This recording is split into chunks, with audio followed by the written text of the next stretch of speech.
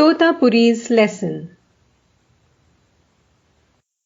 From Sri Ramakrishna, Totapuri had to learn the significance of Kali, the great fact of the relative world, and of Maya, her indescribable power. One day, when Guru and disciple were engaged in an animated discussion about Vedanta, a servant of the temple garden came there and took a coal from the sacred fire that had been lighted by the great ascetic. He wanted it to light his tobacco. Totapuri flew into a rage and was about to beat the man. Sri Ramakrishna rocked with laughter. "What a shame!" he cried. "You are explaining to me the reality of Brahman and the illusoriness of the world. Yet, now you have so far forgotten yourself as to be about to beat a man in a fit of passion. The power of Maya is indeed inscrutable." Totapuri was embarrassed. About this time, Totapuri was suddenly laid up with a severe attack of dysentery. On account of this miserable illness, he found it impossible to meditate. One night, the pain became excruciating. He could no longer concentrate on Brahman. The body stood in the way. He became incensed with its demands. A free soul, he did not at all care for the body. So, he determined to drown it in the Ganges. Thereupon, he walked into the river. But lo, he walks to the other bank. Is there not enough water in the Ganges? Standing dumbfounded on the other bank, he looks back across the water. The trees, the temples, the houses are silhouetted against the sky. Suddenly, in one dazzling moment, he sees on all sides the presence of the Divine Mother. She is in everything. She is everything. She is in the water. She is on land. She is the body.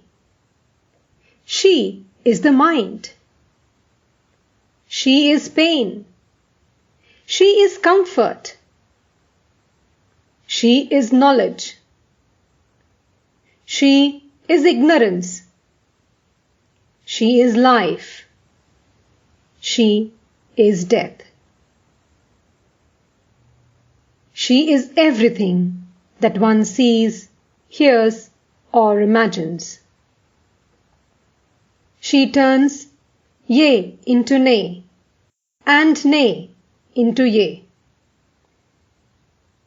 Without her grace, no embodied being can go beyond her realm.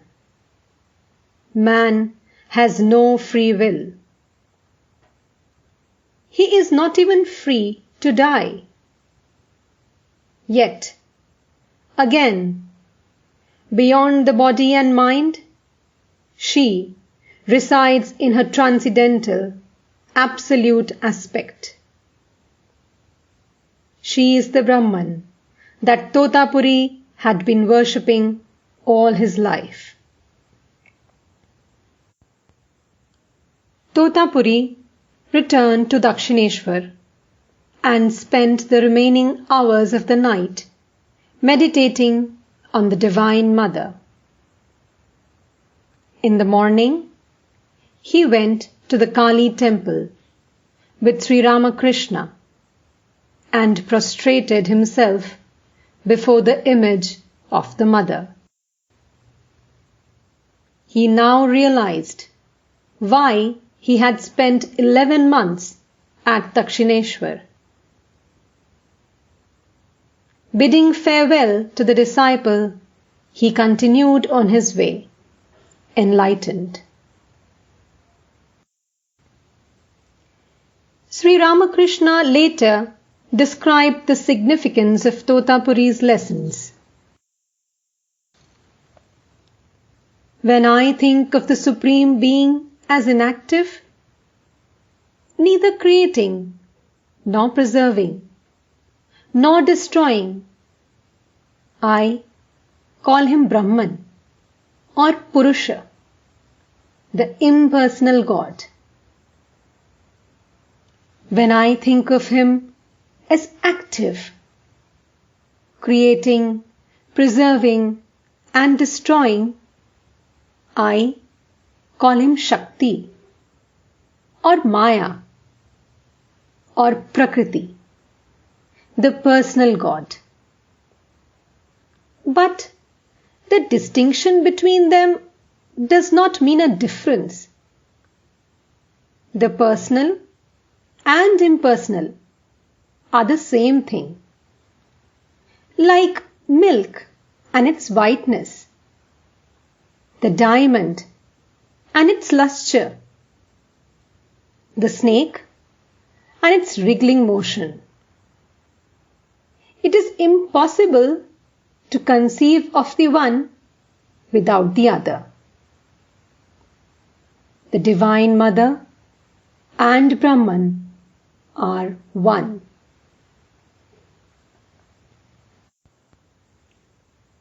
After the departure of Totapuri, Sri Ramakrishna remained for 6 months in a state of absolute identity with Brahman.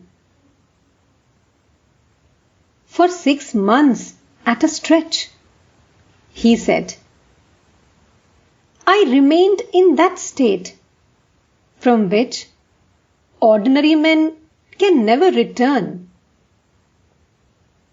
Generally, the body falls off after 3 weeks, like a sere leaf. I was not conscious of day and night.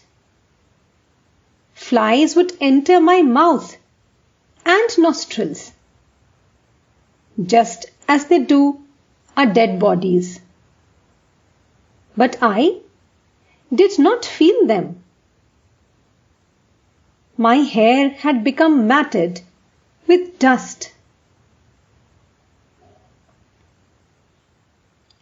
His body would not have survived, but for the kindly attention of a monk who happened to be at Dakshineshwar at that time and who somehow realized that for the good of humanity, Sri Ramakrishna's body must be preserved.